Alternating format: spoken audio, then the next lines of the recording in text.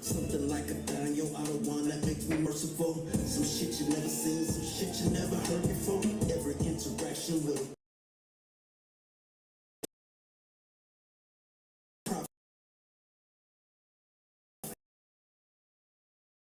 it is a pot of gold. This is how much of me. You don't run and start torn apart. You fucking thought.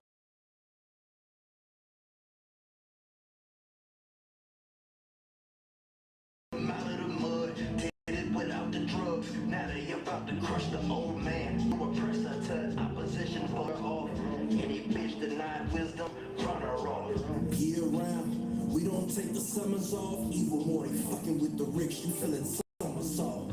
Young Adolf, I wanna make war. Dropped a lot of claymores up and down great whore. Like the Fire Lake 4. Pour the prayers of the saints. I'm in that no limit tank. Ranked up on the plates. In the field whipping snakes. Cut the grass for the jakes. Using UPK vernacular as I articulate. This the damn before it breaks. The fire that I kindle is the reason Missy couldn't stand the rain against the window. Burn the temple, watch the simpletons erase it from existence. Pay attention to the vision straight out of the fourth dimension. Hey, yo, they started in the trenches, they brought it into fruition. Like government assistance. A dove is just a pigeon in the wrong hand. Religion is the fall of man. Me and mine will serve the Lord with a strong hand. Yeah. Granted, it's my calling like a sexual revolving. Not a mixed breed, but a dog. These misfits need a jogging. They wrestle with that Pauline.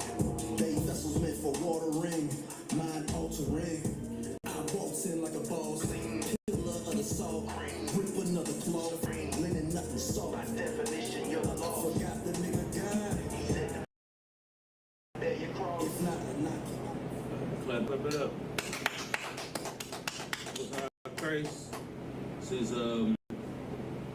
Wednesday class, I.S.U.P.K. Houston. I'm your teacher, priest and officer Knock, officer 5000. Today we're gonna take Yahahannah's advice today. Yahahannah keep telling me this book's out, man. You know what I mean? So we're gonna see how this go today, Yahahannah, and maybe move forward. Maybe if everything works out. You know what I mean? So first off, we're gonna start off with today, of course, is volume 2 of Christopher Columbus. I'm saying, Lord, we're gonna get deeper. Hopefully, we're gonna get through all these books. Christopher Columbus, who he was. I'm saying, what the reason of his journey was, the Spanish Inquisition. You know what that was, Yahahannah? Spanish Inquisition. Spanish Inquisition was a period between the 1400s and the 1800s. Where Inquisition just means to question, right? So if anybody was questioning Catholicism, then they was meeting the wrath of the ruler, right? So in this case, during the Spanish Inquisition, Columbus was given the liberty or the freedom to travel abroad by Queen, I think it was Elizabeth and King Ferdinand. You know what I'm saying? So when Columbus was given this liberty to travel abroad, he used the Bible, or he used the scriptures to follow the children of Israel, because he knew where the Father met. They was calling it the New World, right? Cortez had already traveled in 1500. He reached the Yucatan Peninsula. So like I think Cortez was a little bit before Columbus, not close to the same time. No, I think I'm lying. Christopher Columbus was 1492, and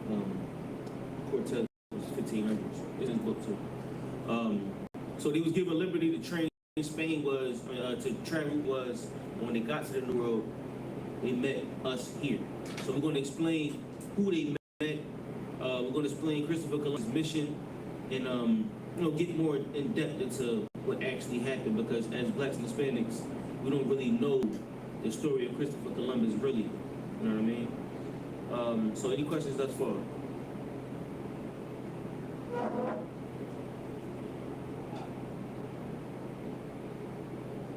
No, from you. Any questions thus far from you?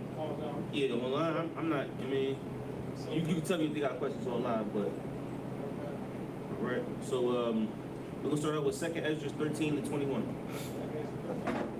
Yep.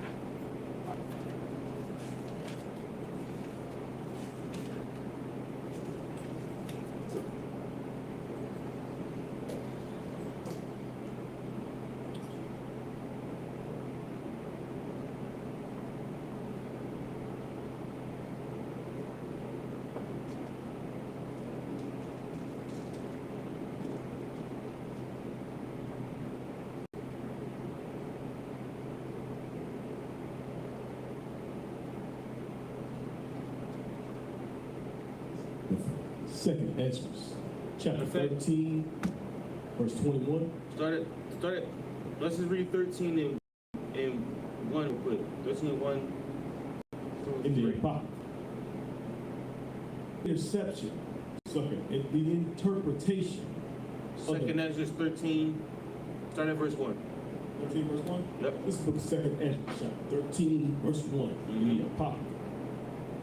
And it came to pass, after 7 days, I dreamed a dream by night. Verse 2. And lo, there arose a wind from the sea, that it moved all the waves thereof. Verse 3. And I beheld, and lo, that man waxed strong with the of heaven. And when his countenance took, to look, all the things trembled that were seen under him. All right, so this is actually a really good chapter. We're going, for time's sake, we're going to drop down to verse 20. We're going to start at 21. Continue. 21, 13 and 21. 13 and 21? Okay. This is the book of 2nd Ezra, chapter 13, verse 21. The interpretation of the visions shall I show thee, and I will open unto thee the thing that thou hast required. Verse 22. Whereas. So now he had a dream, right? He had a dream of the waters moving, and somebody that had the thousands of the men of heaven, right?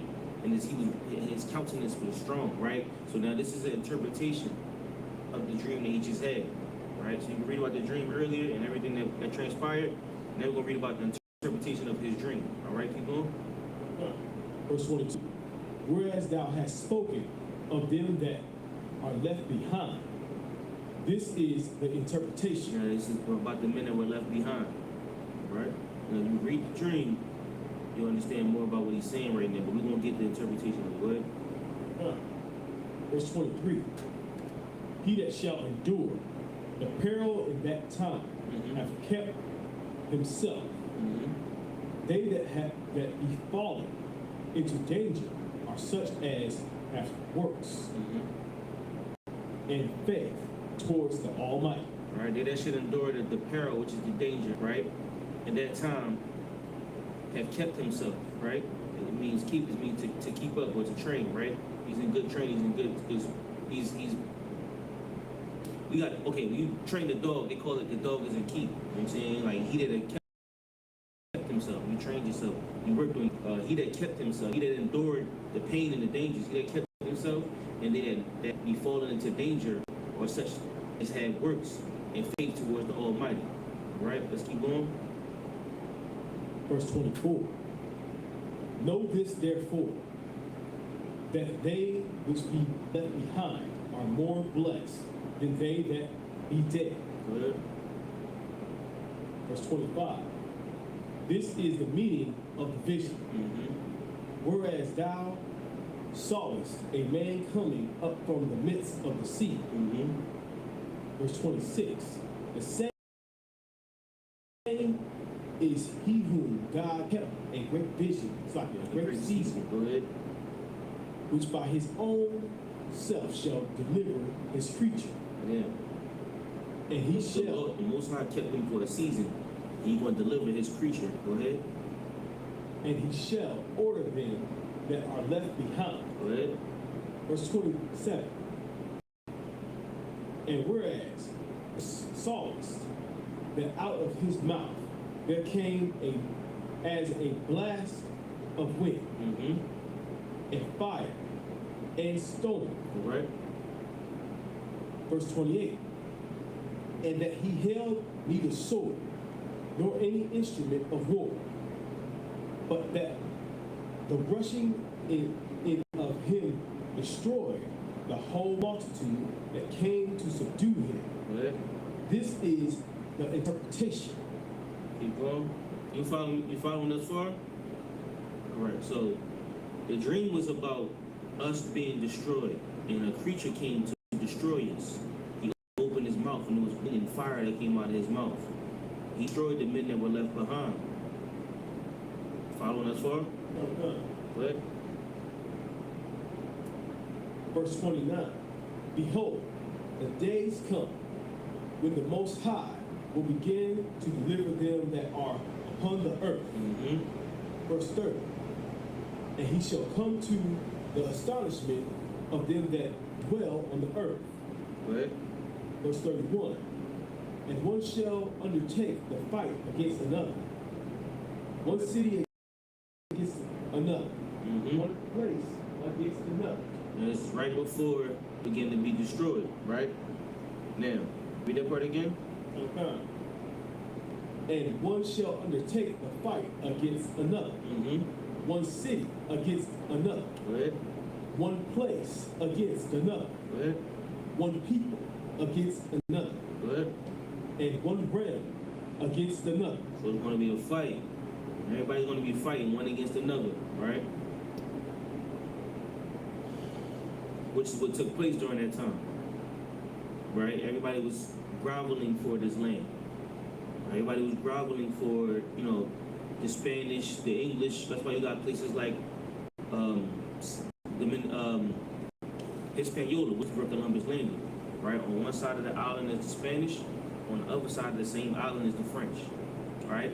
The Haitians and the Dominicans apparently look totally different to people, right? Haitians are dark, Dominicans are also dark, but they look like two totally different leaves, you know what I'm saying? Which is down in South America is the English, right?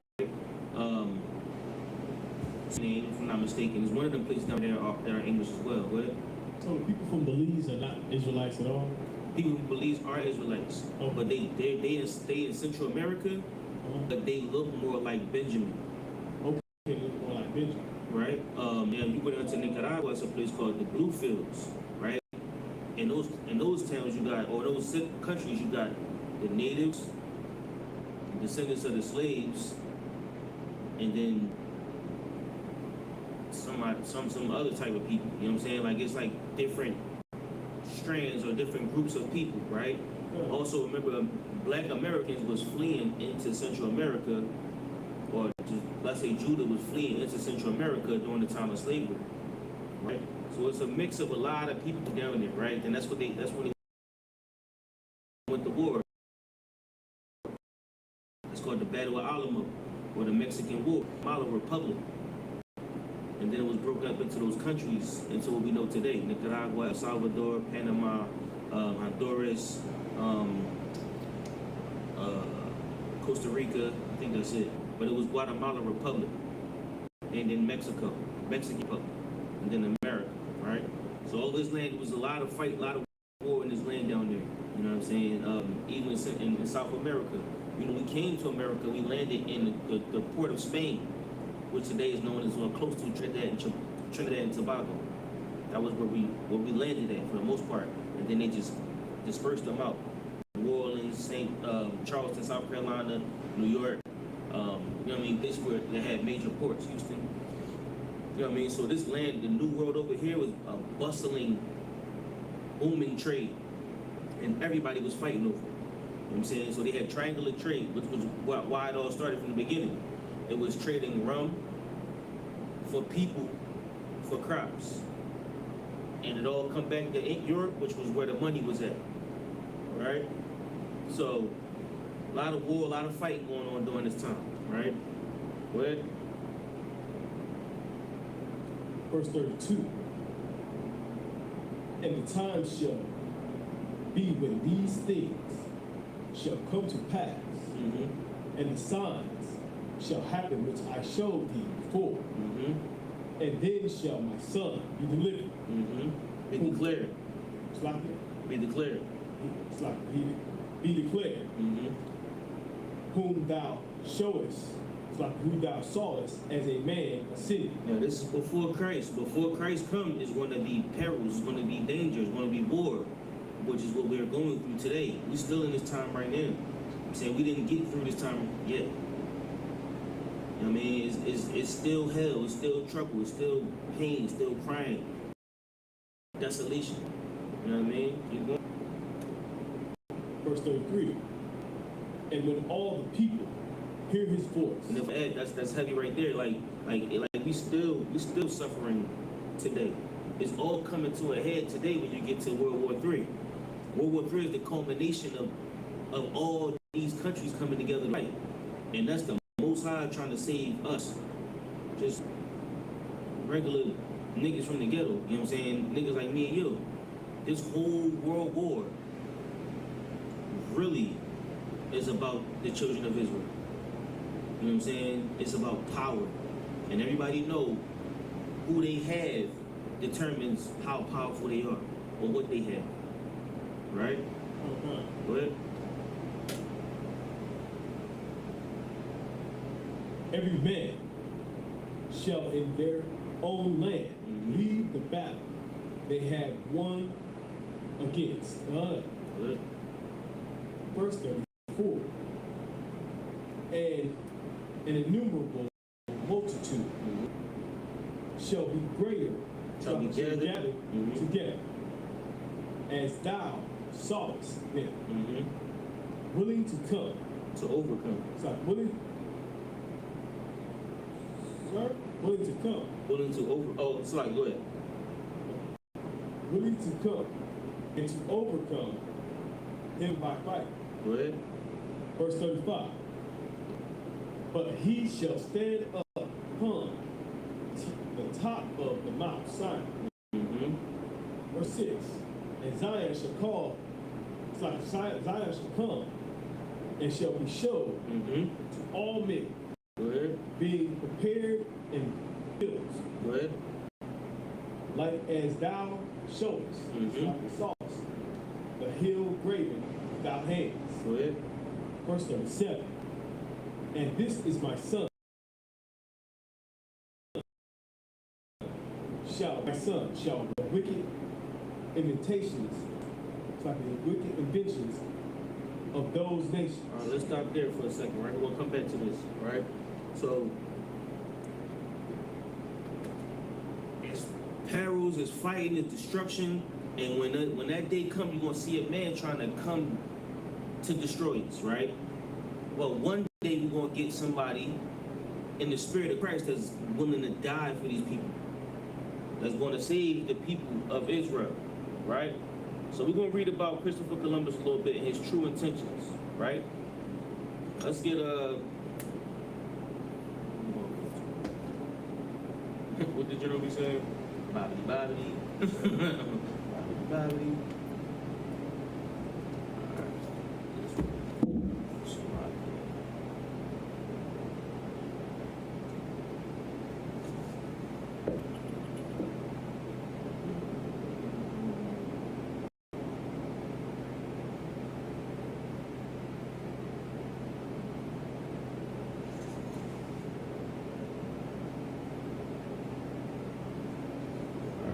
Read a little bit of this real quick. This is Black Indians, page 27. Right? Columbus' true intentions. For the people of the Americas, the arrival of Columbus was hardly a blessing. On the first day, October 12th, 1492, the explorer wrote in his diary, "I took some of the natives by force." He later found the original inhabitations of the traceable, peaceable, and concluded there is not in the world a better nation. His response as a European was to say that the Indians must be made to work and adopt our ways. Christopher Columbus, whose unique seamanship and courage had opened the Americas to Europe, to European penetration, also began the transatlantic slave trade. He started by shipping 10 chain Arawak men and women to Seville, Spain. In 1498, he wrote enthusiastically to King Ferdinand and Queen Isabella about the business possibilities. Quote, "From here, in the name of the blessed Trinity, we can send all the slaves that can be sold," end quote. When he loaded 1,100 Taino men and women aboard 4 Spanish ships. The crowding and the stormy Atlantic crossing took a fearful toll. Only 300 survived. But Columbus and Spain had decided to continue the profitable slave trade from the Americas. Seville became the slave capital of Spain. Columbus's true intentions were to come over here to get the slaves. He said they were made to be slaves, right? He took them back to Spain. Only 300 survived from 1,100. If you do the math, that's about 35%, 30, maybe 33, 32, something like that. That's low. If you got 32% on anything, you failed. But to them, that was good money. The Arawak or the Taino were today known as Ephraim, right? Or the Northern Kingdom. Let's say the Northern Kingdom. He came, took the Northern Kingdom, and took them back into slavery. So let's get that clear off Jump Street. The Northern Kingdom were taken on slave ships to England. Go ahead. So the Northern Kingdom is all the so-called Hispanics. Right. Right. Right. So Dominicans, Reuben, when we get into the other book, it'll say who was around that area. It was Reuben, it was Simeon, Reuben, Simeon, Manasseh, Gad, Reuben, Simeon, Manasseh, Gad. I believe that was it at the time. Those 4, absolutely, were taken on a boat and took over to Europe. So their slave trade went the other way. That was the beginning of it, right? That was his true intention. That's what he wanted from Germany. So when he got here, he saw the people, and that great wave came, and he opened up his mouth, and fire came out. They said Columbus had so much gold. You know what Puerto Rico means in Spanish, right? Rich port? Rich port. That's all it was. Puerto Rico is a rich port. You know what Dominican mean, or where that term come from? La. Dominican is just a rich family over there in Spain, right? So the Dominicans are think like the Rothschilds or the Trumps, right? So when you call yourself a Dominican, you just aligning yourself with the rich Edomite family, right? That's what a Dominican is. So when you say, "Oh yeah, I'm Dominican," you're just really claiming ties to a rich Edomite family that you've never met, right? When you call yourself an American, you're saying you're a descendant of Amerigo Vespucci, a rich Edomite explorer you've never met. Or even African is African, LUFKIN is Africanus, a rich Edomite explorer that you've never met. You see what I'm saying? That's not our family, that's not our people, right? So give me back 2nd Esdras 13 and 40. Start off right there. This is the book of 2nd Esdras, chapter 13, verse 4, in the Apocrypha. Hold on. Go to verse 38. Okay. This is the book of 2nd Esdras, chapter 13, verse 38, in the Apocrypha. "And shall lay before them their evil thoughts and the torments wherewith they shall begin, which are like unto land, Mm-hmm. and he shall destroy them without labor Mm-hmm. by the law which is like unto fire. Now, this is okay. I want to confuse it. Okay, this is Christ exacting judgment on Esau. Just remember that, all right? Okay, let's just keep it there for now, right? Later on, I'll explain the scripture for you, all right? Start at verse 40. All right. This is the book of 2 Esdras, chapter 13, verse 4. 40. 40? 40. 13, verse 40. Good. Those are the 10 tribes which were carried away prisoner out of their own land in the time of Hosea. It's like Hosea the king. Hosea is Hosea. You know, in the time of Hosea, Hosea was the last king of the northern kingdom. We went into captivity under Nebuchadnezzar, and I believe, and who was the king we went into captivity? Was it Joachim? It was one of them, right? But Hosea was the northern kingdom. They went into captivity. Their last king was Hosea. And after Hosea, they went into Assyrian captivity. They did the Assyrian captivity, which is what I'm about to speak about. They did the Assyrian captivity, and then they got out of captivity and rolled out. That's what I'm about to read about right now. Go ahead. Okay. Whom Shalmaneser, the king of Mind Assyria. you, this apocrypha was written in Greek, so a lot of the words are translated. All right. Salmasar is his name. Salmasar is his name. Hosea is the king of Israel at the time. Go ahead. Okay. Shalmaneser, the king of Assyria, led away captive, and he carried them over the waters. And so came they into another land. Good. Verse 41. But they took the counsel among themselves, They took counsel among themselves. Go ahead. that they would leave the multitude of the heat They're like, man, we out of here. Go ahead. and go forth into a further country. So now he took them across the water, right, to another place. And they're like, you know what? We're about to leave this place. We're about to go further. Go ahead. Where never mankind dwells. Now, we know that during the time of the Greek Empire was huge. The Assyrian Empire was huge as well, right? Assyrian Empire is like, think like middle of Africa, India, the Persian and all that. Their empire was huge. India, up into like the Caucasus Mountains and all that, Turkey, and down by Greece, all that into Spain. Like their kingdom. So they saying we're about to go across the water into a place where no man has ever went. We're about to travel out the water and leave. We're about to leave from where the heathens are.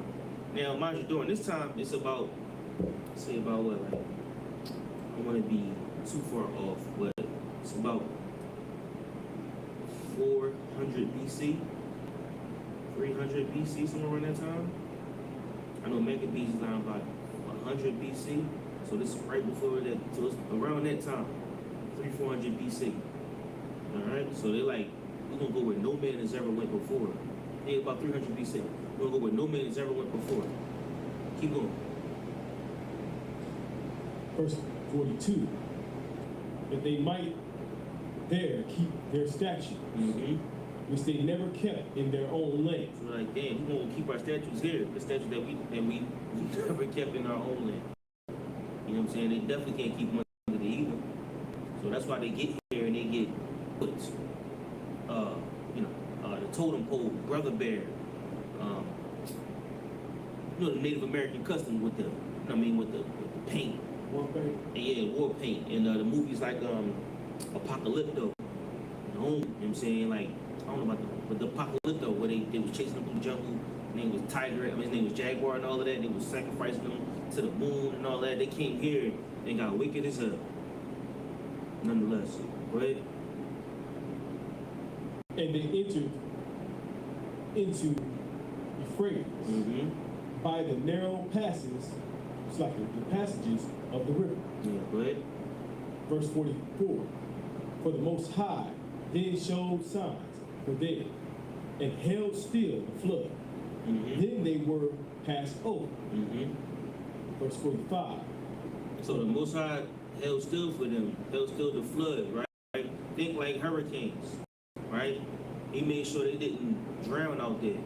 And they passed over, they got over to the land. I ain't gonna go too far, go ahead. Verse 45.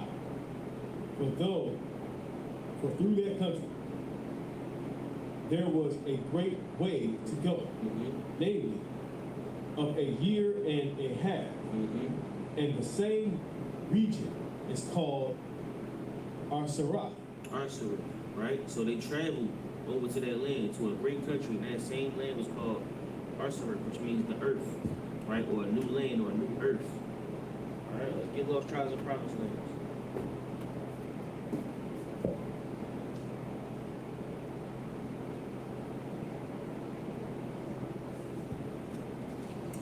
All right, Lost Tribes and Promised Lands, page 77. All right. All his life, Columbus's idea about geography were permeated with his peculiar religious mysticism. He kept a book of prophecies, which is our Bible. He kept a book of prophecies in which he collected quotations, mostly from the Bible.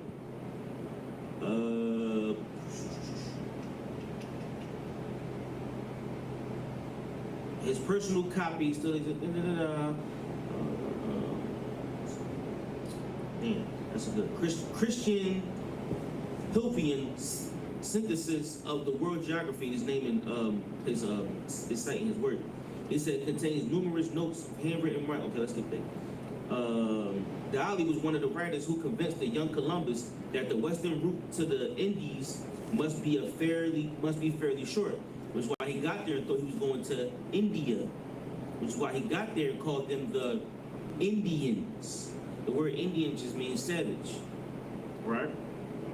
Dali does not hesitate to try to establish the location of the terrestrial paradise, and the marginal notes in Columbus's copy show consistent interest in the quest. We'll keep reading. At one point, the notes even leap ahead of the text of their enthusiasm for discovering. Dali, after describing his blissful climate said to exist in certain regions of the West, goes on to say cautiously, quote, and most likely terrestrial paradise is like this, and perhaps even a place where authors called the Fortunate Island is like this, and let's just name it how it is. But the marginal notes more rashly conclude terrestrial paradise is perhaps in the place which authors call the Fortunate Islands. Let's call them the Fortunate Islands, right? Continuing later on, the notes are more willing to be skeptical about the location for Eden, but Columbus never ceased searching for it. And he went to his grave believing that his discoveries had brought him close to it. So Columbus believed that he got close to the Garden of Eden. That's what he thought he was traveling to. We're about to read, this is part of an excerpt from his book. Oh no, it's not. A striking element in Columbus's religiosity, in his intense and abiding interest in the fourth or second book of Esdras. The two apocryphal books of Esdras purport to be additional writings by and about Old Testament Ezra, which it's not true. But the second and fourth book is a piece of full-fledged Hellenistic apocryphal writings that was often regarded with suspicion by the church and just as often embraced by the heterodox, right? So Hellenistic is German, right? Or anything that's Catholic. Think like heathen, right? So Augustine had given guarded approval to Esdras' prophetical claim, and much was always to be made of this by the latter defenders, including Columbus. In marginal notes to Columbus's copy of Dali is a relatively lengthy discourse on 2nd Esdras chapter 6 verse 42, which reads, Let's just read it. Well, 2nd Ezra chapter 6, verse 42. This is the book of 2nd Ezra, chapter 6, verse 42.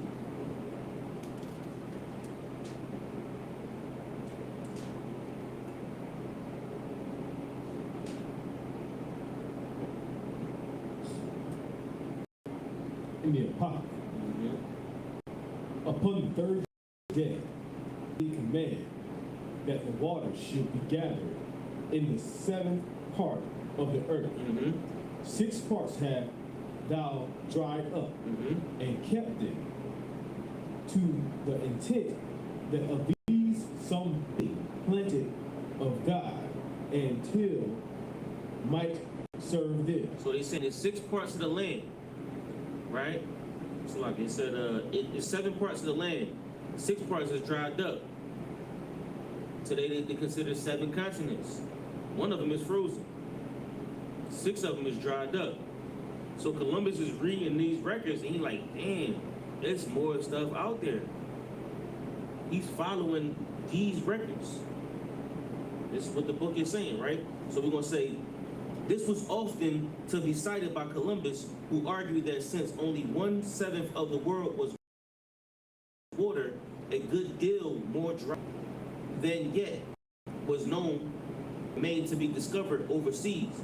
But Columbus seems to have found more in Esdras than just geographical argument. Here is one of the things he writes about this verse in his marginal notes, right? It's from his journal. But the prophecy is not accepted by the reprobate Jews, yet it has been accepted by an innumerable ones amongst them who have believed in the Gospels. Israel has begun split into 2 branches, a division predicted as inevitable by the prophet Samuel and King Saul.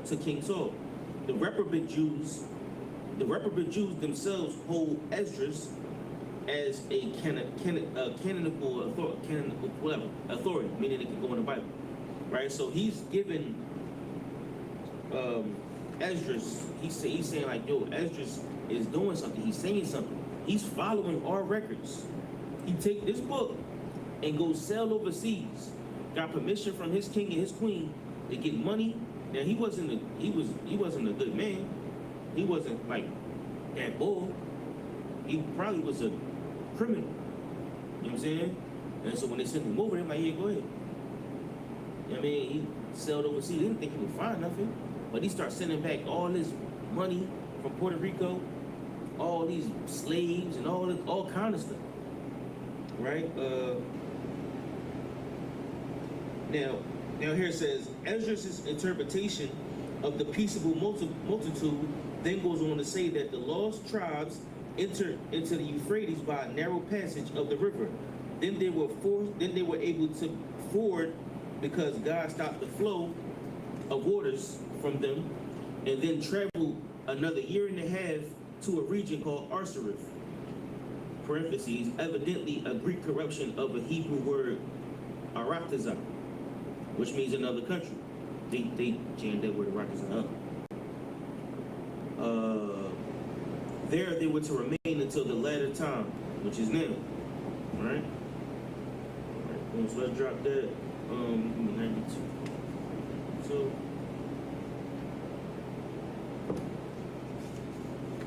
Any questions so far? You still here with us? What's on correct? All right. This is Lost Tribes and Promised Lands, page 92. 2nd paragraph. We do not know much concerning Columbus's crew of about 90 men aboard 3 ships, but at least one of them was an Israelite, whose presence as such was not merely accidental. It's not accidental. They did that on purpose. He brought an Israelite with him, right? This was Luis de Torres, probably Haitian, probably a Levite, a convert of possibly only that year, who had once held a position with the governor of Murcia. He was said to have known Hebrew, Aramaic, and some Arabic, and had been taught and had been brought alongside by Columbus specifically as an interpreter. Columbus came to America with a Hebrew Israelite interpreter. Why? Because if he, like you said, he's following the records, and he knew that if they were out there, we were out there, he needs somebody to talk to him. So Columbus came looking for somebody. God came looking for us. He came looking for the Israelites. Son. He was looking for the Hebrews. Son. And when he found them, he put them on slave ships. Let me keep reading. Can I say slave ships? What's the word in case? One of the purposes of the voyage was, as we have seen, was to find the Greek Khan, which is like a ruler, right? And Torres was to be the mouth for his encounter, presumably on the bias of his Hebrew. Perhaps Columbus and his supporters had decided that that Greek Khan was like a, I guess like the Great Khan is like a chief, right? Reported by Marco Polo and others might be the Israelite king who built across the river from Prester John.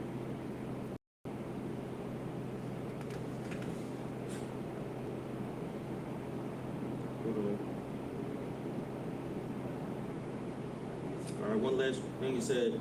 There had been rumors and indications among the people encountered of other natives of the island who were fierce-like. There had been rumors and indications among the people encountered of the natives of the island who were fierce and warlike and who ate human flesh, but none of them appeared in person on the first voyage. Quote, I did not find, end quote, Columbus writes, quote, any bestial men among them, and some of us had expected, but on the contrary, the men of great deference and kindness. So he said they thought that they was gonna come here and find this great Khan, these human-eating people, you know what I'm saying, that would devour your flesh and eat them. But he said when I got there, they was kind, they was cool people. So I put cuffs on them and threw them on a boat and sent them back home. All right. One more. You might be right, y'all, but I might have to pull these books out a little bit more.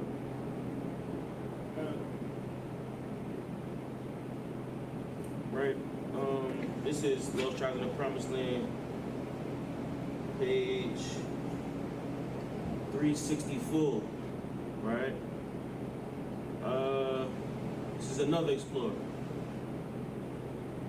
He said, those Indians, he told himself, they were Hebrews. Pondering this thought incredulously and yet with growing conviction, he resolved that if he ever was released, he would seek out the Indian Francisco and try to learn the truth. Drop down. The Indian guide soon was greeted by a puff of smoke far beyond the other bank of the river. In response to his signal, two men waited. Eventually, a canoe appeared, bearing a man and a woman, all of them Indians. And what you said, the Indians were Hebrews, right? So all of them were Hebrews, to a place where Francisco and Montesinos were standing on the edge of the river. She then turned to her male companion to explain the station. Upon hearing her words, they rose. Now, it's written in something else, right? But it says, Shema Yasha'Allah, Yahweh Allah wa Yahweh Ka. That's how you say it in Hebrew, which is, Hear, O Israel, the Lord our God is one. They recited in Hebrew a fundamental credo. So Christopher Columbus came to America looking for the Israelites. Now we celebrate him today. Why? Because he discovered America. Truth is, he never discovered America. Christopher Columbus landed in the Bahamas, came down to Hispaniola in Cuba. He never made it to even the tip of Florida. He was never here. So why are we giving him, we giving him the fake props or fake thing that he's supposed to have done? Yeah, like he really came here and did something. He never even made it to America.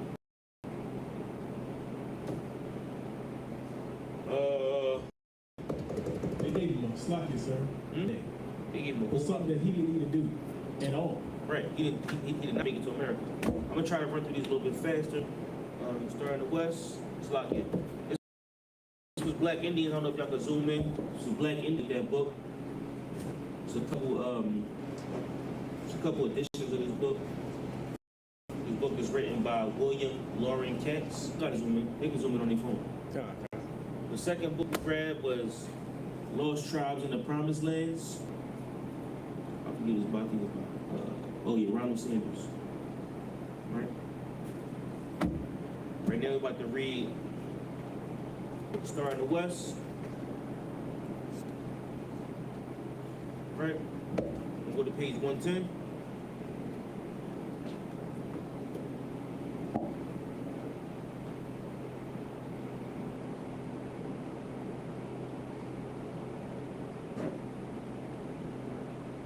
Okay.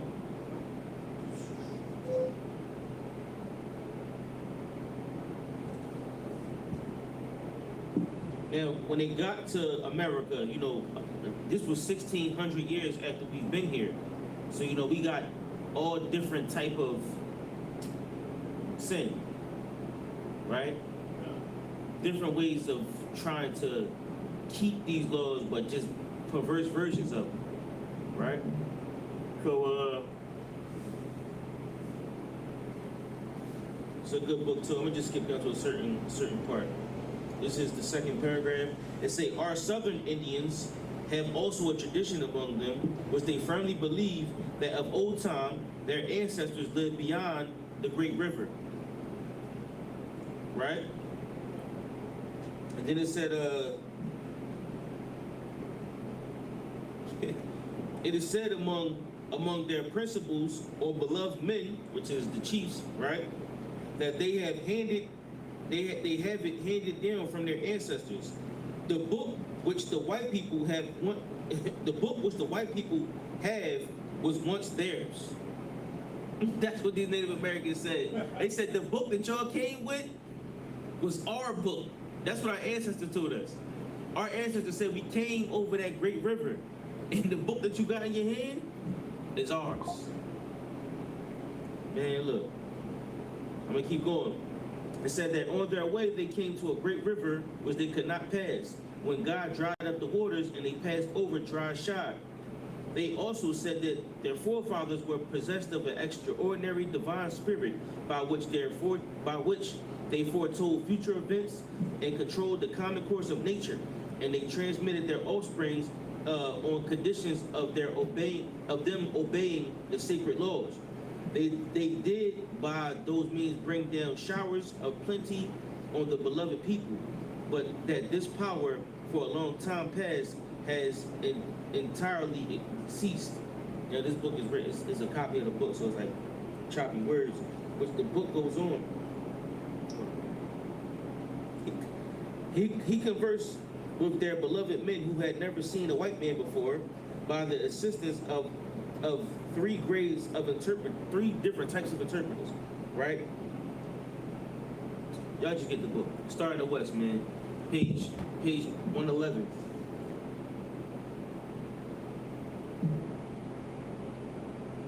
Talk about the 12 sons.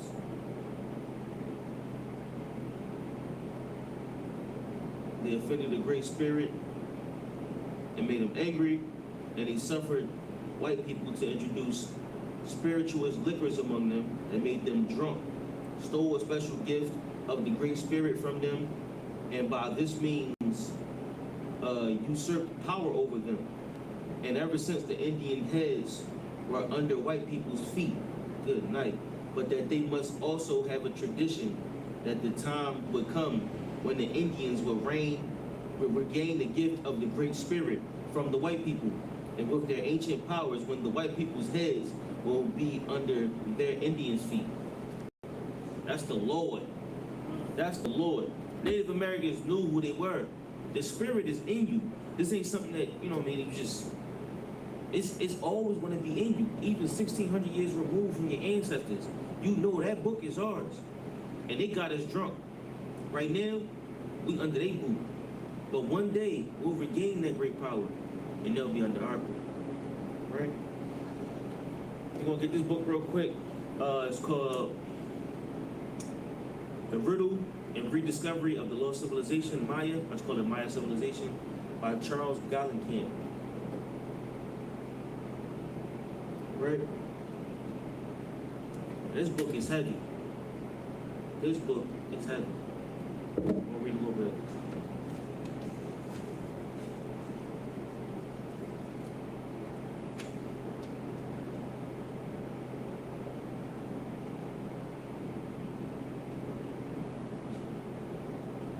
This is crazy, all right?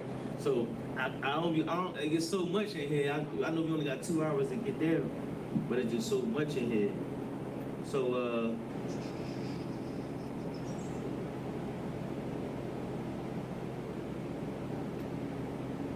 okay.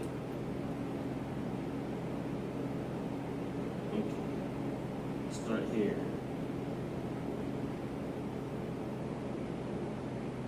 Okay, bear with me. Okay, let's start here. What the conquistadors encountered in the Yucatan, you know who the conquistadors is, right? Spaniards, right? What the conquistadors encountered in the Yucatan, then the heart of the Mayan realm, was intriguing enough. Populous cities filled with ornate palaces, temples raised on their terraced pyramids, temples on top of the pyramids, right? Open courtyards, thriving markets, paved stone roads.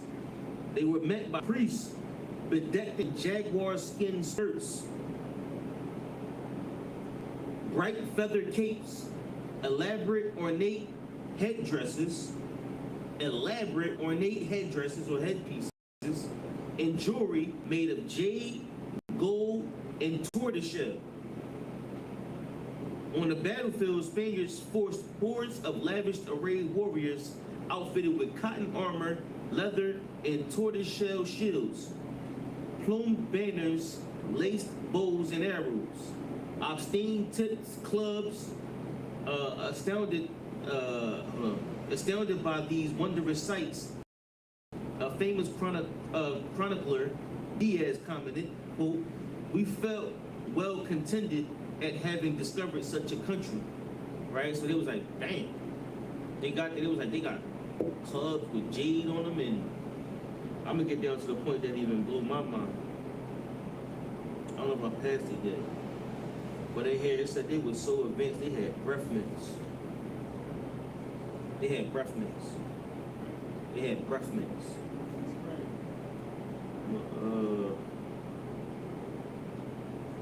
It's gotta be here somewhere. Unknown to the Spaniards, however, they were witnessing the final glimmer of a far greater glories. At least 2,000 years earlier, the Maya had emerged from a shadowy origins and to begin a steady climb towards what eventually became a civilization characterized by monumental architecture, superlative works of art, thriving trade networks, a systems of writings and mathematics, highly accurate calendars, and a substantial body of archaeological knowledge. Powerful elite class who ruled over huge cities, all of which compromised one of the most original expressions of human ingenuity ever known. So when they got here, they didn't find Indian savages. They didn't find, dumb people. They found something that completely blew their mind. And we knew who we were. We wasn't just some bozos.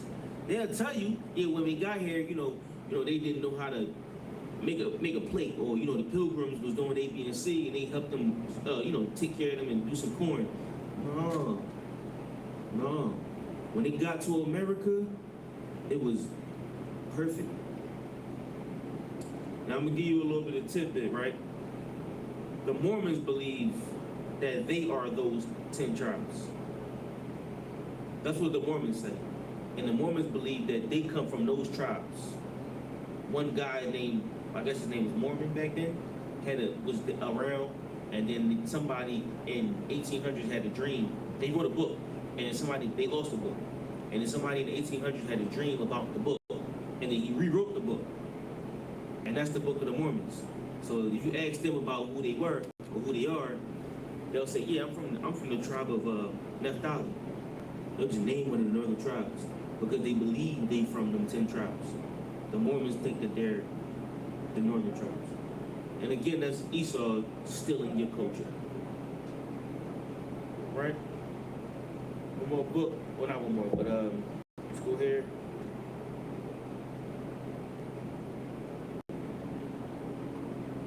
This is the book of Slacker. This is Slavery by Melton Meltzer. Right?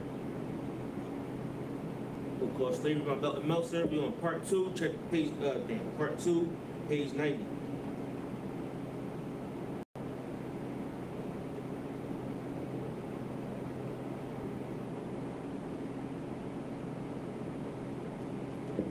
Right?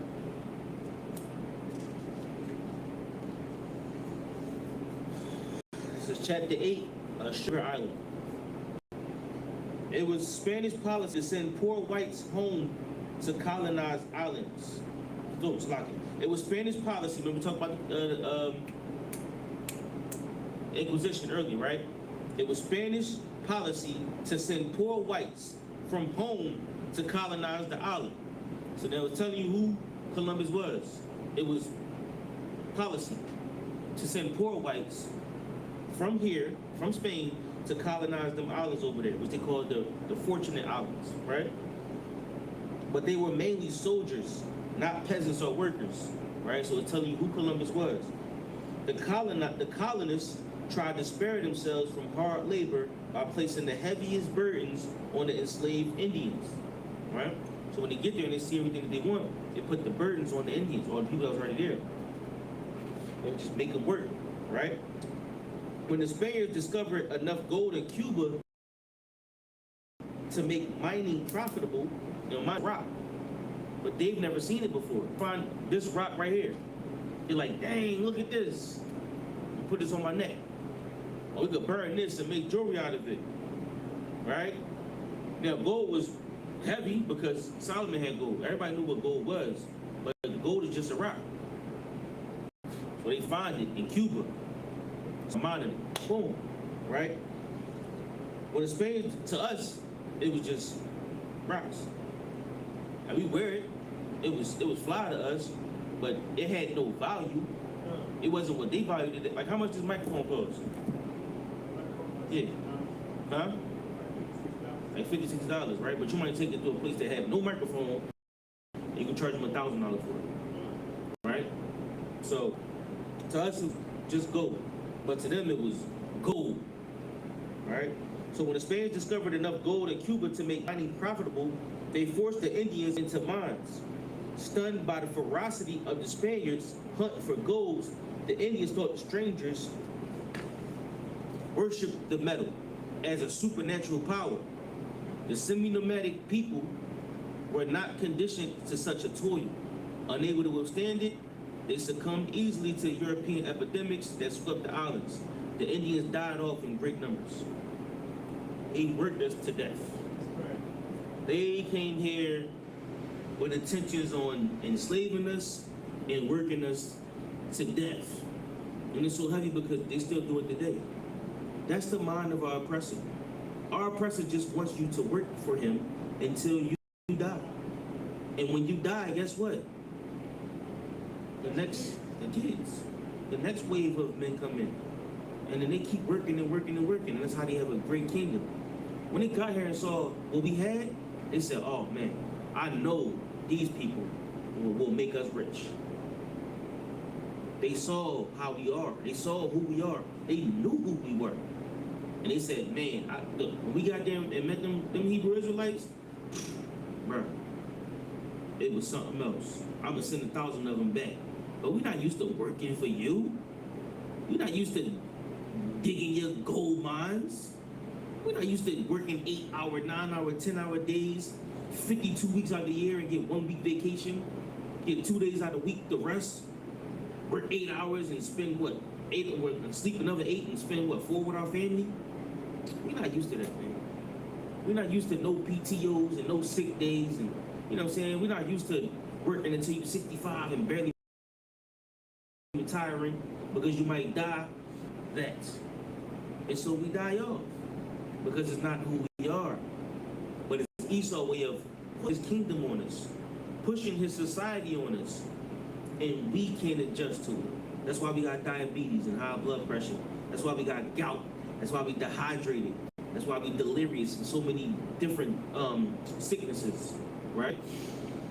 Because we've been forced to work for the oppressor, right? From Columbus to Castro, The History of the Caribbean, written by Eric William.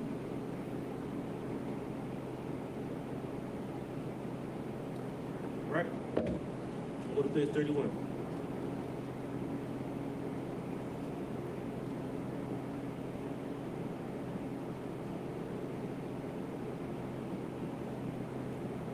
All right.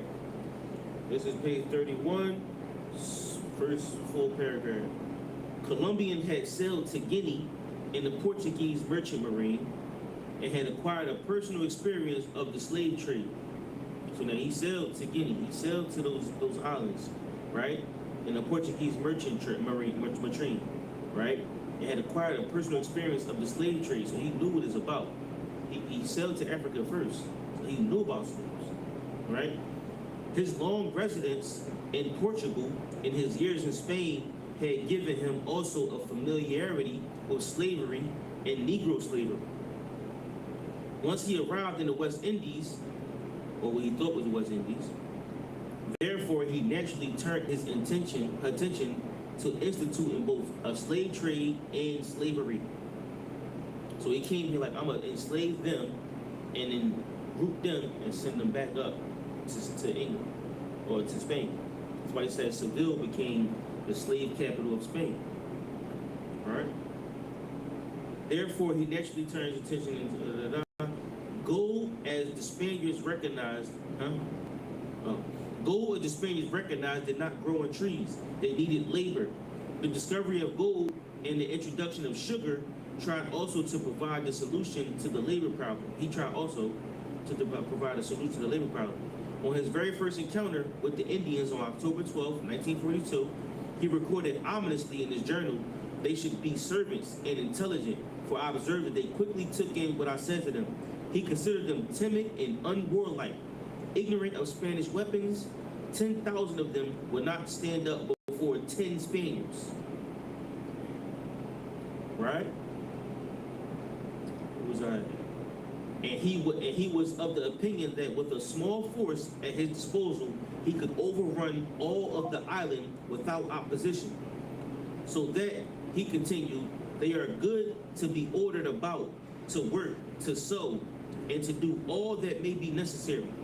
There was some doubt in his mind, however, as to whether they should be kept in captivity in the West Indies or transported to Castile, which is what they would call Spain.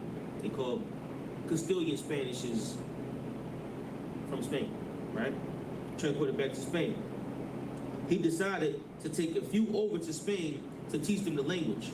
He deliberately included women in their number, explaining that the Portuguese had been unsuccessful with similar efforts with the Negroes from Guinea, right? Because they had taken only males only. That the Indians having their women with them would be inclined to perform what they were required to do. This is crazy. Whilst the women will also teach the Spaniards their language. As years went by, Columbus more and more adopted the view that the real riches of the West Indies lay in the Indian population, the people, not what's in the ground, but the people. That's where the real riches were, right? He saw that cannibalism of the Caribs, a pretense of enslavement, he described them as wild people fit for any work, well-proportioned, very intelligent, and who, when they got rid of their cruel habits to which they have been accustomed, will be better than any other kind of slave. On his third voyage in 1948 and 1498, he shipped 600 Indians back to Spain. The slave trade in the Caribbean thus begun. All right. So Columbus didn't just come here to visit. Columbus knew exactly what he was doing. Right?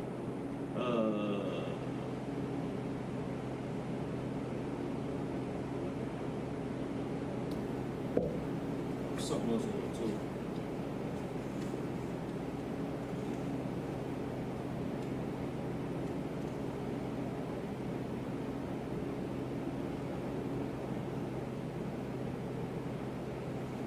Yeah, so he pretty much starved him to death. They beat him. Columbus was wicked, like extremely wicked.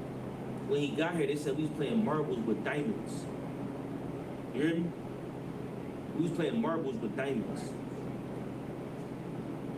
He completely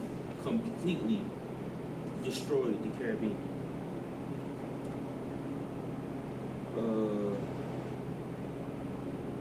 Yeah, this book is this called From Columbus to Castro. You know, y'all get a chance, dig into that book. You'll see what he did. Now let's go back to Second Esdras.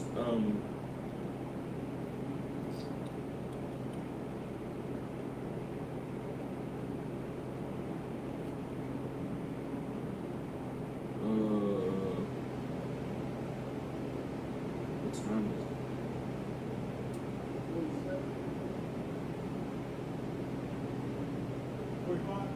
45? 8:25? Huh? 13:45? What's good?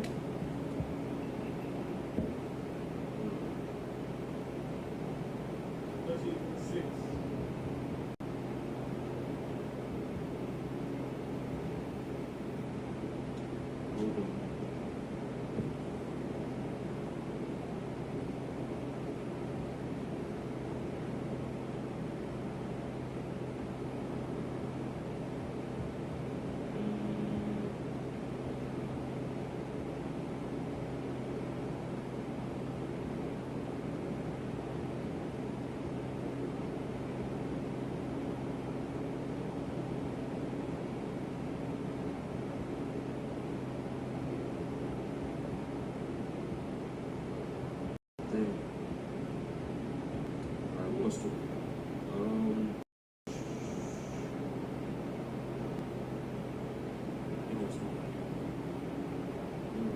Hey Siri,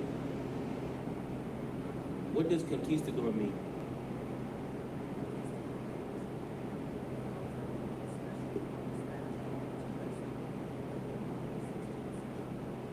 Conquistador means a conqueror to enslave.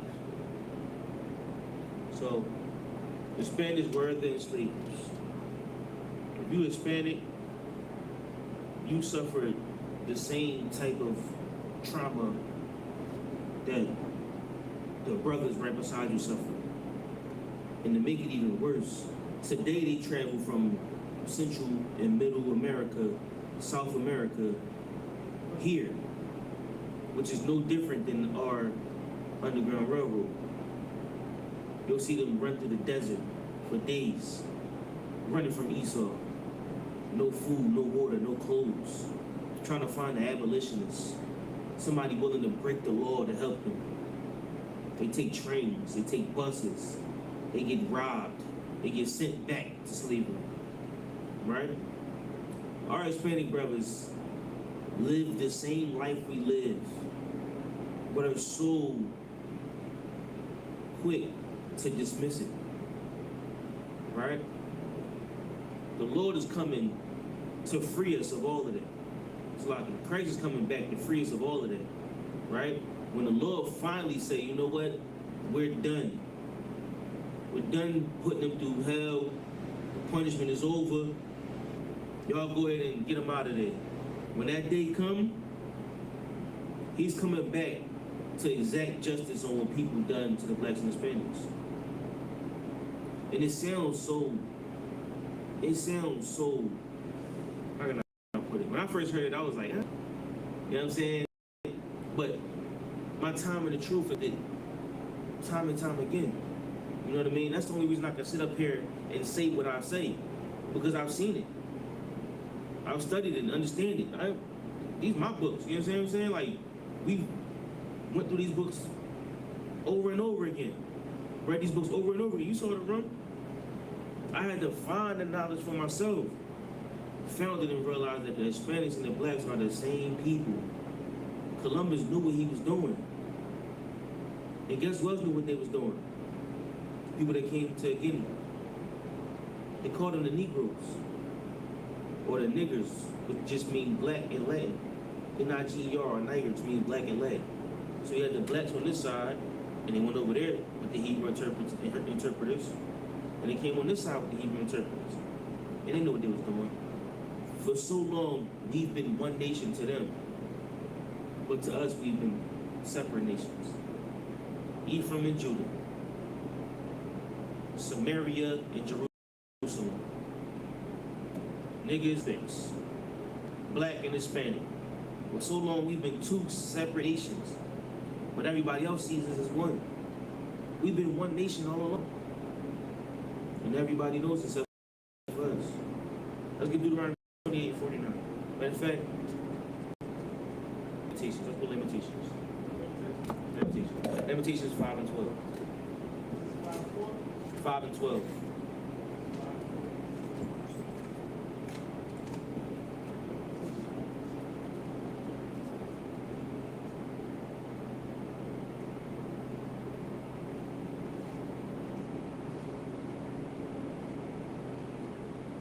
Limitations by Daniel, really. Sure. This is the book of Lamentations, chapter 5, verse 12.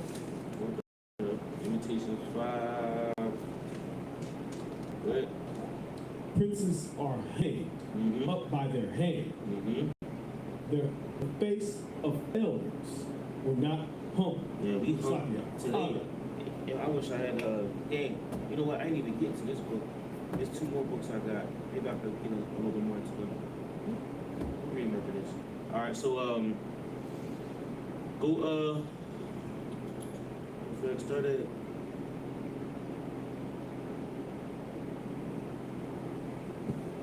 verse 7. Verse 7? No, you know what? This is the Lamentations, chapter 5, verse 7. Our fathers have sinned. You know what? Start at verse 1. Yeah, 5 and 1. Lamentations 5 and 1. This book of Lamentations, chapter 5, verse 1. Remember, O Lord, what has come upon us. Consider and behold our reproach. And just Jeremiah asking the Lord, like, yo, remember the promise you had with us. Consider us. Right? Go ahead. Verse 2. Our inheritance is turned to strangers. This is what he's saying, like, this is what is today. Behold our reproach. Look at what happened to us. Right? Our inheritance is turned to strangers. Everything that we have, everything that we own belongs to Esau. As soon as you get paid, it's gone. Right? Everything that you work for is not yours. Your house ain't yours. Your car ain't yours. Because if you think it is, they'll take it away from you today. Your freedom ain't yours. Nothing that you think you have is yours. Our inheritance belongs to the strangers. Go ahead. Our houses, dwellings. Go ahead. Verse 3. We are orphans and fathers. Go ahead. Our mothers are as widows. Verse 4. Now, the orphans and fathers, like, and that's spiritual because we grow up fatherless. I'm saying we grow up not knowing our fathers, but they all locked up now. And back then, our fathers were sold away, or taken into captivity, or unalive right in front of us. You familiar with Willie Lynch when they said, take the 4 horses, put the 4 horses on either one of his limbs, and beat the horses, and they'll pull a man apart. Wow, disgusting behavior. But that's how they treated us. That's how they dealt with us. And they didn't care if you grew up without a father. Just like today, they lock your father up for child support, which is not a crime. It's literally you don't have any money, and you get locked up for being poor, which don't make no sense. And they make you more poor. And then when you get out of jail, you don't got no car, you don't got no driver license, you ain't got no job. What am I supposed to do now? And your kid hates you because now you on child support. And your mom like, you know, he don't care about you. He don't want to deal with you. Bro, we fatherless, we orphans, we raised as bastards in America. But and we don't know the Lord. We fatherless. Go ahead. Verse 4. Drunken are water and money. Go ahead. Our wood is sold unto us. Man, we drunk our water for money is crazy. I'm saying, like, we trying to just make a couple dollars. trying to make a couple dollars. Our wood is sold for money. The things that we had, we just came in. Go ahead. Verse 5. Our necks are under Oh, persecution. Salakia, our wood is drunken for, our water is drunken for. We pay for water. We gotta pay for water. Water should be free. So like, I mean, water should be free. We should just get water out the joint and that'd be that. And we spoke about water from the mountains before. When the water finally get to us, it's dirty. So we gotta pay for water from them, because they got the clean water. We gotta pay, you know what I mean, our what does it say? Our wood is sold into us. Like you should be able to go into the forest and get some wood. It's free. The Lord made it. Water is free. The Lord made water. But you gotta go and we gotta go and pay for Fuji and essential water. And you know what I mean? And Nestle water and all kind of water. But it should be free. Right? Verse 5. Our necks are under persecution. Our what? We labor. Our necks are under persecution. Go ahead. We labor and have no rest. Damn. Go ahead. Verse 6. We have given to hand. It's like we have given the hand to eat to the Egyptians and to the Assyrians. And to America. Go ahead. To be satisfied with bread. Go ahead. Like we give our hand to them. We give them everything we own. Chop our hand off. You know what I'm saying? We give them as much help as we can. And they just give us bread in return. Go ahead. And you can even say that that's money. They give us money in return. But the money got his face on it. And what Christ said, render unto Caesar what is Caesar's. They give us, like, as Boreala said, wood and nickels. But wood and nickel was what the sawmill made. The sawmill made wood and nickels, and you could spend them at the sawmill. But you couldn't spend them nowhere else. You worked for wood and nickels, or wood and money. Today we work for money that got our oppressor's face on it. We can't spend it nowhere else. I mean, you can. But, I mean, we work for bread, and then you get a little bit of money, and you right back on the clock, trying to work for some more money. Or you right back hustling, trying to get some more money. Trying to find a way to scheme and get $1. Or work some way to get some money up so you can just be free. Just eat. Work for our bread, right?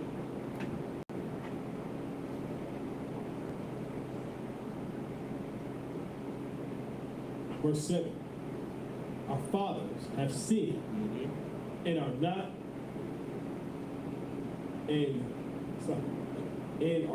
Our fathers are sinned and they're not here anymore.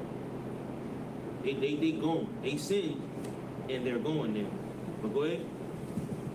And we have borne their iniquity. So now our fathers have sinned. They passed away. And now all the sin is on us. Go ahead. Verse 8. Servants have ruled over us. There is none that doeth deliver us out of their hand. Esau rules over us. Ain't nobody coming to save us. Where's the Africans that coming to save us out of captivity? Where's Obama talking to the brothers then? You know what I'm saying? When were they trying to save us from being in hell? Nobody. The only person that tried to save us was Mexicans, I.S.U.P.K. What? Well, at least try to save Judah. What? We get our bread. It's like in verse 9. We get our bread with the peril of our lives. We gotta die for the money. Damn near die. Yo, some of these jobs that people be working at, yo, these jobs be risky as hell, or as the bull calls, sketchy. Like every day you at work, like I could touch the wrong wire at work and I'm gone. He was a good man. You know what I mean? It's over for me. Like we risk our lives just to eat at night. And the more you risk your life, the more money you make. In most cases, picking up bricks and mixing cement. You know what I'm saying? Like the things that we do for money. Go ahead. Because of the sword of the wilderness. Go ahead. Verse 10. Our skin was black like an oven because of the terrible famine. Go ahead. Verse 11. They ravished the women in Zion. Go ahead. And the maids in the cities of Judah. Go ahead. Verse 12. Princes are hanged up by our statues, the people that we look up to are what? hanged up by their hand. Now this is before Christ. This is Lamentations. This is Jeremiah reign. Our princes or our kings are hung by their hands. Go ahead. The face of elders were not honored. Go ahead. Verse 13. They took the young men to grind, and the children fell under the wood. Go ahead. Verse 14. The elders have seized from the gates a young man from their musket. Yeah, you know the elders would sit around the gate. You know the gates. The elders would be around protecting us. Elders ain't there no more. Right? What else you read? Princes hang. They took the young men to grind, to work, and the children fell under the wood. The elders have ceased from protecting us. The young men from their music. We don't even sing or do anything. Now we got drill rap music. We don't even have the same music. We don't even praise the Lord no more. Our music is different. We rap about murder. You know what I'm saying? We rap about unaliving people. But Verse 15. The joy of our hearts is ceased. and that's crazy. Go ahead. Our dance is turned into mourning. Go ahead. Verse 16. Crown is fallen from our head. Crown fell off our head. Go ahead. Woe unto us that we have sinned. Go ahead. Verse 17. For this our heart is faint. For these things our eyes are dim. Go ahead. Verse 18. Because of the mountain of Zion, which is desolate, the foxes walk upon it. You know the foxes are some other nations, right? Our mountain is desolate. We don't have no rulership. So the foxes or the beasts are just walking around on it. Go ahead. Verse 19. Though, O Lord, remaineth forever. The Lord said, Thou, O Lord. Thou, O Lord, remaineth forever. This is Jeremiah praying. He said, Thou, O Lord, you remain forever. Like, he like, Lord, if I could, look at what's going on in Israel. Look at and this Jeremiah talking. It's a long time ago. And I still feel this prayer today. The crown that fell off our head. Our song is ceased. Our joy is ceased. You know what I mean? We still feel this today. This ain't over. This is the spirit of Israel. You know?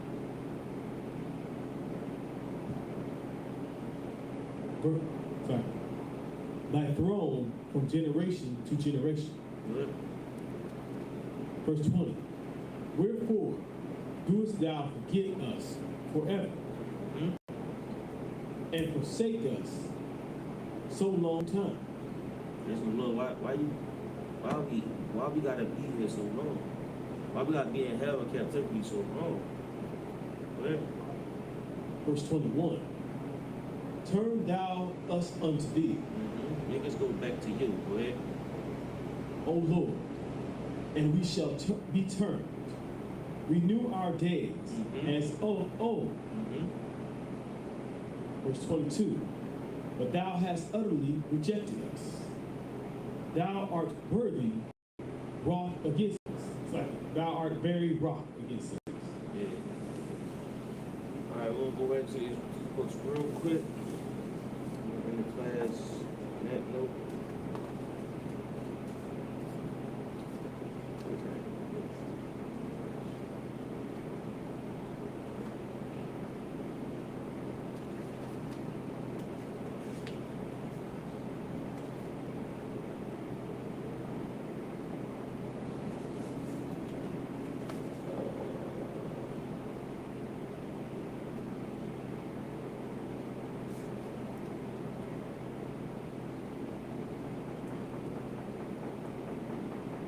Yo, somebody knocking at the door.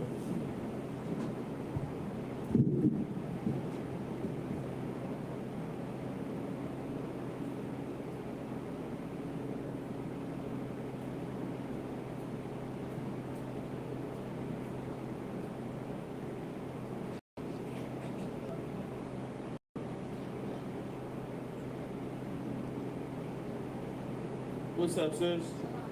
Okay.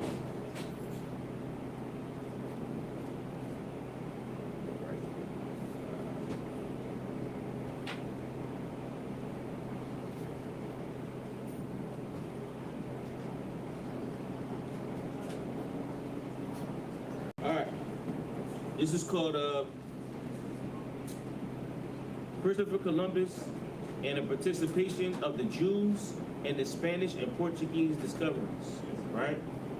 This book is written by Mayor Casterling, right? Oh, damn, it's hot. Right? We're on page 95. In Cuba, Hispaniola, and the other islands which he discovered, Columbus found natives who had their own language and traditions. To what race did the Aborigines of America belong? Is asking what race did the Native Americans belong to, right? Several writers have asserted and have displayed much learning in attempting to prove that the Aborigines were descendants of the Jews. This result was reached already in the 16th century by the Spanish clergy Roldan. His argument was derived from an unpublished manuscript which he discovered in the library of St. Paulo in Seville,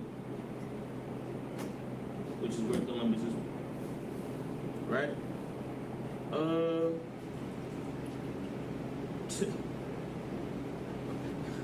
By the Portuguese Jew, Manasseh ben Israel, a renowned rabbi of Amsterdam, is crazy. You know what I'm saying? So that's that. We're gonna get one more out of here. And done for the night.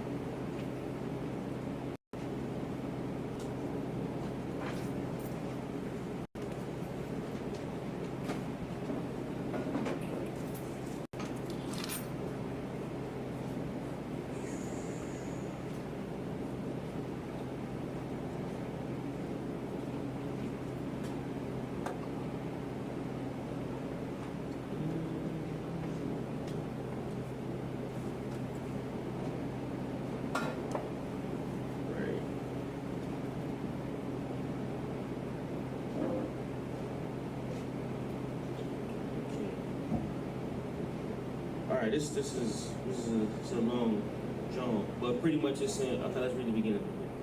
This is From Slavery to Freedom, 3rd edition by John Franklin. See the edge of it. From Slavery to Freedom by John Franklin. Right, and so it says, from the very beginning of the European exploits in the New World, Negroes came as explorers, servants, and slaves. Even if Pedro of the crew of Columbus was not a Negro as he had claimed to be, there were many Negroes who accompanied other European explorers to the New World. As early as 1501, Spain relinquished her earlier ban and permitted Negroes to go into Spanish lands in the New World. 30 Negroes, including Nufto, were with Balboa when he discovered the Pacific Ocean. Cortez carried Negroes with him into Mexico, and of them planted and harvested the first wheat crops in the New World. 2 Negroes accompanied Velaz. Where is Columbus at? Y'all get the point though. You know what I'm saying? At the end of the day, Columbus knew what he was coming for. Columbus knew the Israelites were here. He knew the Hebrew Israelites were in the New World. He followed what the Bible said. He looked in the scriptures and said, okay, if 6 lands are dry, that must mean there's more land out there to discover. He knew what he was coming for. He knew who he was coming to enslave. He brought Hebrew Israelite interpreters and Negroes. And he never made it to America. And so today we celebrate Columbus Day, about the most wickedest man, just one of the wicked men, to lie, cheat, steal, and pillage countries. They said it was so much gold on them ships that left Puerto Rico that 4 ships sank. So it's still ships underneath the water with all kind of gold and jade and diamonds on them. because they don't know where they were, right? So, what you got, sis? Like you said, if I could, I was listening to this dude talk on TikTok the other night, and he was, I guess he did research on like the slave trade or slavery or whatever, but he was talking about something that happened in Spain. He was saying how like as soon as the young ladies would get their flower or whatever, they would put them in a horse stable to breed them like an animal. Like, Yeah. So that was definitely my mind. Yeah, that's what we just read. Like they bought the Columbus was like, I'm not gonna do like they did in Guinea with just males. I'm gonna bring males and women. So Taínos, what tribe are you from? Huh? Benjamin. You Benjamin? Okay. Yeah. Maybe we're gonna do a 12 tribe breakdown. I got a lot of Benjamin. You know what I'm saying? Maybe do a 12 tribe breakdown. But yeah, he took men and women with him, and then when they got over there, Seville became the slavery capital or slave capital in Spain. You know what I mean? So they knew what they was doing, and they just been wicked since day one. Mind you, the Spanish Inquisition is not the first or only Inquisition. There was a papal Inquisition, more Inquisitions before that. Inquisition just means you question Catholicism. And when you question Catholicism, they had droves of people getting their head chopped off. Read about some of the torture tactics that the Spanish Inquisition had. They had like the rack. They hook you up to the rack, and they pull your body apart, and all your limbs would break, but you'll still be alive, right? They had things with it was like spikes underneath it. You sit like a thing like a dog kennel or a cage. You would sit in a cage with spikes in it, and you was kind of like this in the cage, right? And whenever you would get tired enough, you would fall and you would die. Now, mind you, the people that was in Spain or in that side of Europe during the 1400s, this was the turn or the revolution of Europe, right? So the people that didn't believe in Catholicism were namely, they called them Moors. But Moors weren't just Arabians. Moors were a mix of Israelites and so-called Muslims, right? But Muslims were just us. We were all black or all Negroes, right? Anybody that didn't want to get down with Catholicism, they were tortured in some of the wildest ways. Let's look at a couple of Spanish Inquisition, torture tactics. Look up some of them is disgusting. This one is called a wheel.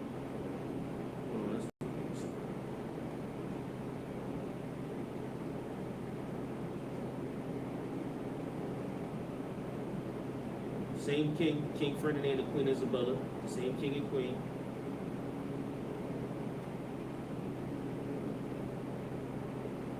Let's get some.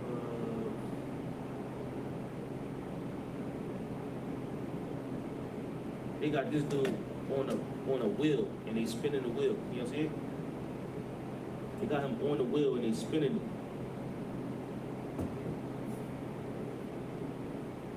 So this is how they would treat us when we didn't comply. And then they came over here and brought the same wickedness on this side of earth. And they beat our backs, they made us work in mines for gold, so much that we thought they worshiped the gold. And we just died working for them. And nothing has changed since that day.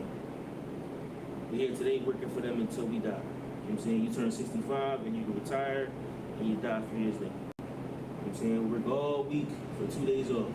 Work 5 and get 2 days off. Work 52 weeks and get 1 week vacation. Work 8 hours, sleep 8 hours and get 4 hours, 8 hours to play with your family or be with your family. Half of that's drive time. So you really get like 4 hours with your family. Us living for our oppressor has always destroyed us. And the only way to free ourselves is to understand who we are. They know who we are. They know Benjamin is Israel. They know Issachar is Israel. They know Taino and Arawak, which is Simeon and Levi and Manasseh are Israelites. And it's another joint in here in this Lost Tribes in the Promised Land. They said, here we are Reuben, but across the border is Manasseh. You see, you familiar with that? You familiar with that in this book? They said, yeah, I'll just give it to you real quick.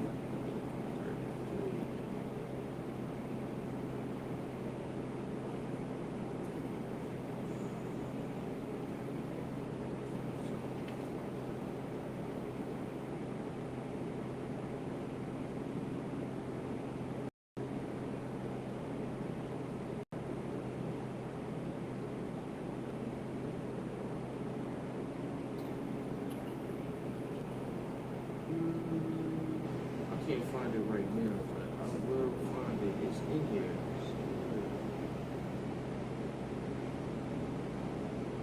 But when they got here, they said, yeah, we Reuben, but across the water is, Dan.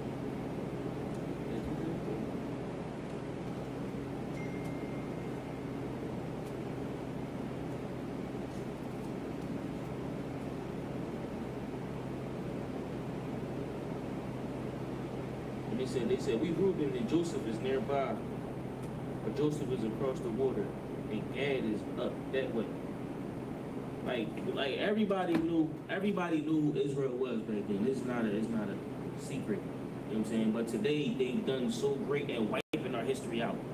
They destroyed our history. And now we just rap about kill each other. You know what I'm saying? We just destroy ourselves more because we taking the bait that Christ turned down. Remember, Christ was like, Satan told Christ, like, if you just worship me, you bow down and worship me, meaning you work for me. You know what I'm saying? You sell what I sell, what I tell you to sell. You do what I tell you to do. Then I'll give you everything that the world has to offer. And we work for the money of the world. We work for the things that the world have to offer. Meanwhile, we're working for Satan and destroying ourselves. If we don't take the bait, then we'll find out who we are. We'll know who we are. Columbus came to destroy us automatically. And when he got here, he did a great job of destroying us. And to this day, we are still destroyed. And that's because our oppressor is the devil that the Bible speaks of. Right? 8:55. We might do a part 3.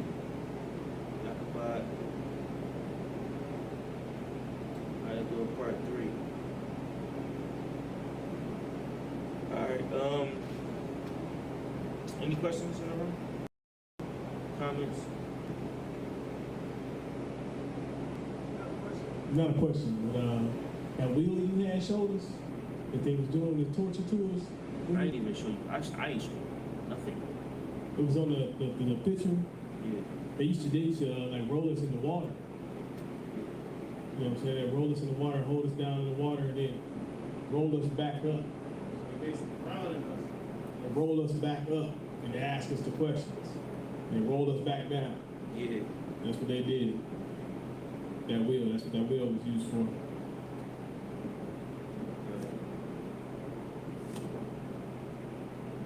Right. It was used for confession. So, all right, I'm going to read about this one. It's called the Strapado. It's a form of torture that began in medieval Inquisition. In one version, the Kirsten were tied behind your back and a rope looped over a brace to the ceiling of the chambers or attached to a pulley. The subject was raised until he was hanging from his arms. This might cause his shoulders to pull out of their sockets.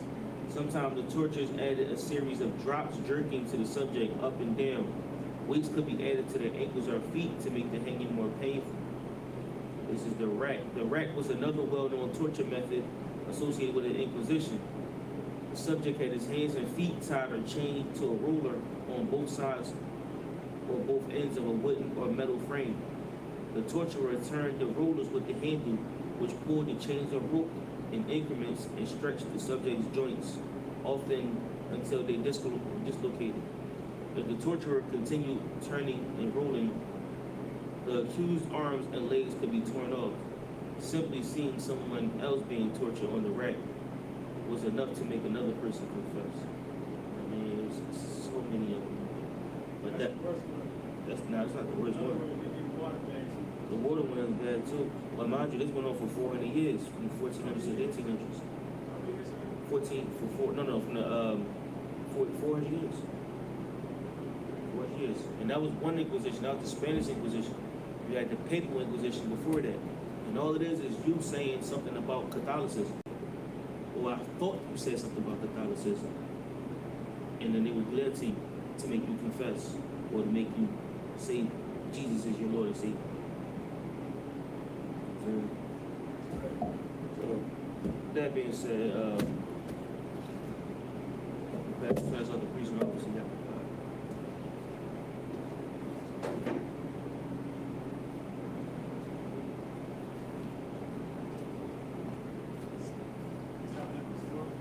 So yeah, Tabernacle's the Holy Convocation tomorrow.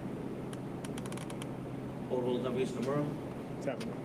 Yeah, Feast of Tabernacles tomorrow. Okay. It's a closing too. It's 7 days. It's 7 days. It's opening and closing.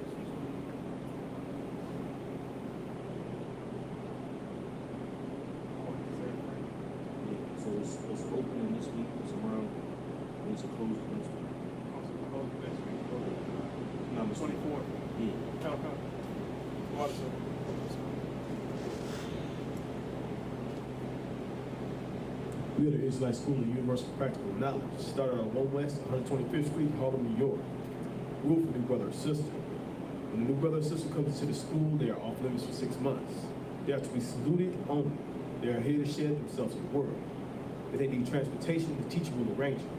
After 6 months, if a brother or sister has an interest in a particular person, he or she must get permission from the head to speak to a brother or sister. There's another 6 months in which a brother or sister will court each other. After this 6-month period, the brother or sister will get permission from the head to marry. Tithes, which is a commandment.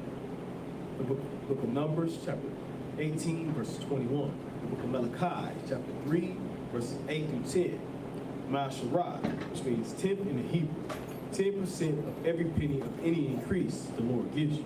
Give to the Treasury Department or teacher. Priest fund, free will offering for priests, not mandatory. Whatsoever amount you would like, or whatever size Bible. Upcoming holy convocations. Feast of Tabernacles, 15th day of the 7th month for 8 days. Wednesday, 16th of October, 2024 is the opening, and the closing is Tuesday, 24th of October, 2024. You can read about it in the book of Leviticus, chapter 23, verses 34 through 44. If anyone wants to become a trooper in the school, start wearing all black, boots, shirt, pants, headband, and/or start. It's security house. That being said, with your courtesy salute, in Israel, we're going to give a courtesy salute. In Israel, by the Shabbat, Rock, Yahweh, Shabbat,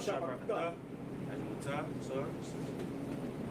In Israel, we're going to give a courtesy salute. In Israel, by the Shabbat, Majah, Rock, Yahweh, Shamar, Latah, Shib, Yahweh,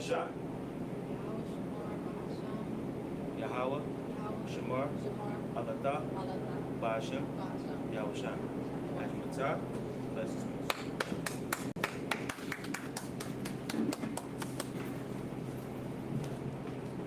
All right, Yakuba, you might have something there, man. I told you, but this is what we do. This slack you real quick, sir. This is what we do to make it polished next time. Next time when you pull up all your books, just write them down and just let me read it. You just bust from there. All right, unless you liked it that way. You like it that way. It was 12 way. But if you want me to read it, but that was 12. You bust that. Did that. You might have, Hey, you know what? You like that.